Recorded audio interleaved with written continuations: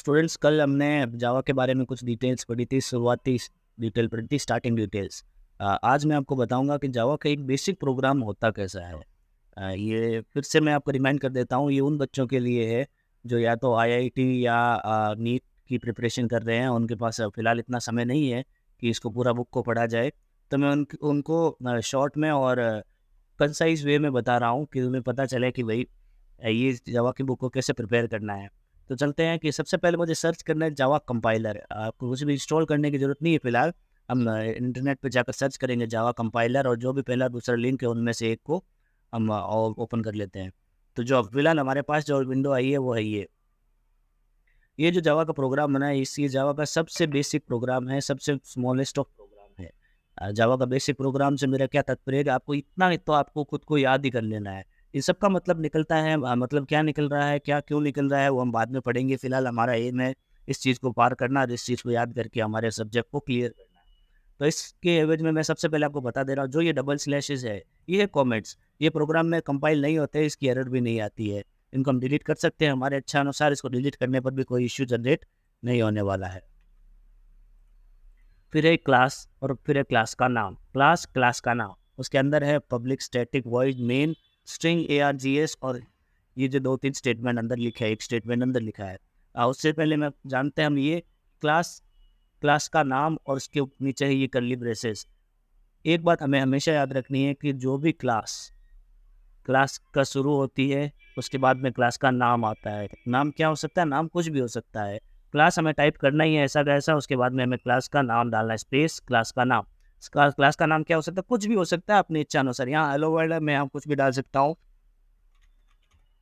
Coding with JEE, बिल्कुल चलेगा, आराम से चलेगा, प्रोग्राम में कोई एरर नहीं है। उसके बाद में आता है main function, public static void main. हमें एक बात हमें हमेशा याद रखनी है कि कितनी भी क्लास हो प्रोग्राम में आपके, इन फ्यूचर फर्दर हम चढ़ेंगे तो हम जानेंगे कि एक प्रोग्राम के अंदर बहुत सारी क्लासेस भी होती है, पर उनमें सिर्फ एक क्लास ऐसी होगी जिसमें मेन फंक्शन होगा, और वो होनी ही चाहिए, उसके बिना प्रोग्राम चलने वाला नहीं है। हमें एक बात याद रखनी है कि एक प्रोग्राम में एक क्लास ऐसी होगी जिसके अंदर एक मेन फंक्शन होगा ही। हमारा जो भी हमारा प्रोग्राम है वो मेन फंक्शन से ही शुरू होता है। जावा का कंपाइलर है, वो जावा को प्रोग्राम को मेन फंक्शन से स्टार्ट करता है और वहाँ से सारे रास्तों को कवर करते हम चलते हैं। हम प्रोग्राम बनाएंगे भी इस हिसाब से, मेन फंक्शन को स्टार्टिंग मान कर एज्यूम करके, उसके बाद में जितने भी क्लासेस हैं उनको लेते चलेंगे। बहुत बड़े बात की बात है, पर फिर भी एक जनरल आइडिया आपको होना चाहिए। नाम क्लास का नाम कुछ भी हो सकता है। क्लास स्पेस उसका नाम, कैपिटल स्मॉल जैसा आप डालना चाहें वैसा डालें। पर एक बार जो भी अपने क्लास का या वेरिएबल का या फंक्शन का नाम डाल दिया है, हमें अगली बार उसी को ही यूज़ करना है। अगर कैपिटल है तो कैपिटल में, स्मॉल है तो स्मॉल में। डी अगर इसका हमने एक बार कैपिटल डाला है तो नेक्स्ट टाइम कैपिटल D डाल के ही यूज़ करने वाले हैं। तो ये इस चीज़ का हमें ध्यान रखना है। उसके बाद है main function, public static void main string ARGS। इन सब का मतलब निकलता है पब्लिक क्यों डाला है, स्टैटिक क्यों डाला है, वॉइड क्यों डाला है, नाम मेन है, मेन भी क्यों है, स्ट्रिंग डाली है, फिर ये 2 ब्रैकेट्स क्यों है, ARGS, सब चीज़ों का मतलब है। हमें इस बात अभी हमें इसको याद नहीं करना है। हमें सिर्फ ये ध्यान रखना है कि ये 4-5 वर्ड है, इन्हों हमें ऐसा कैसा लिखना है इन्हें। और उसके अंदर system dot out dot println के अंदर एक ओपनिंग ब्रैकेट है, एक क्लोजिंग ब्रैकेट है और डबल कोट्स है। इन डबल कोट्स के अंदर मैं लिख देता हूँ हेलो फ्रॉम दिस साइड, और इसको रन करके देखता हूँ। रन करने का मतलब है इसको कंपाइल करना प्रोग्राम में। जो मैंने इससे पहले का आपको लेक्चर बताया था उसमें कैसे समझाया था कि सोर्स कोड होता है, फिर कंपाइलर होता है। तो ये जो लिखा है मैंने, ये क्लास का ब्लॉक, ये इतना कोड का ब्लॉक है, ये हमारा सोर्स कोड है।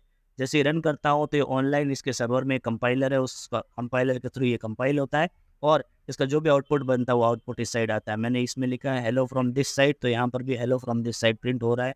इसका मतलब प्रोग्राम में कोई एरर नहीं है। जो system dot out dot print L है, ये भी एक प्रिंट करने का फंक्शन ही है। जो भी डबल कोट के अंदर लिखते हैं वो का वो प्रिंट, वो आउटपुट में प्रिंट हो जाता है। तो जैसे इसमें खाली हेलो लिखा है तो यहाँ पर खाली हेलो प्रिंट हो गया है। यहाँ पर आप क्या क्या लिख सकते हैं, कुछ भी लिख सकते हैं, इसका कोई मीनिंग नहीं है। आप कुछ भी लिखे, कुछ भी टाइप करें, एरर नहीं आने वाली है। जो भी लिखेंगे बस वैसा का वैसा इस साइड में प्रिंट होने ही वाला है, आउटपुट के ब्लॉक में प्रिंट होने वाला है।